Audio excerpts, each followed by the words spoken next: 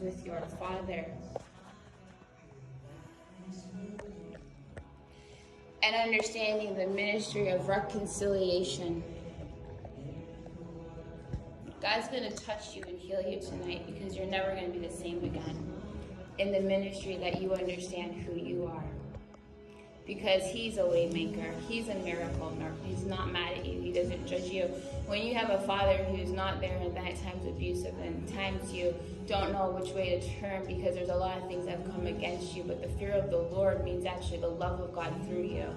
And so as a little girl, you were a miracle. You wouldn't be alive today, actually. You were divinely intervened by God's hand.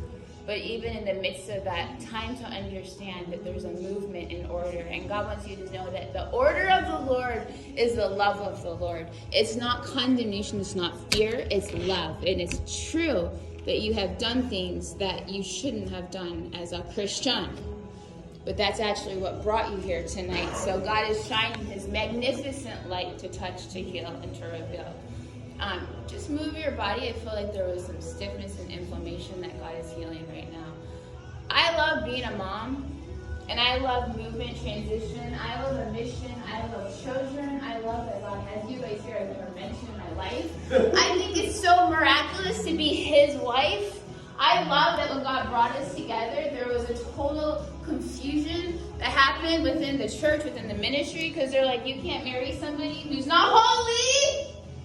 I was that girl at the church like, yes, God, whatever you want, God, I'm a virgin for you, God, I'm serving you, God, I'm going to Africa for you, God, I'm a missionary. And the Lord's like, I need you to marry someone that's completely the opposite, that does not understand me whatsoever. Because you need to understand what it is to know the world. Why? Because John 3:16, for God so loved the world that he gave his only son.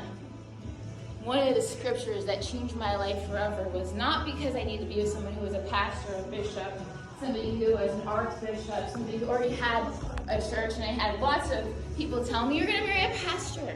You're going to be with someone who's in ministry full time. And the Lord's like, no, I'm going to take someone who's going to completely blow your mind away because you're going to understand the power when you pray, power when you say, power when you're ministry and you say, you know what, he used to be, but now he's this.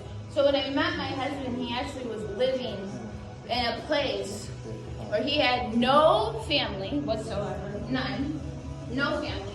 He was Magic Men Live lead dancer, chanting, and he traveled and toured with them.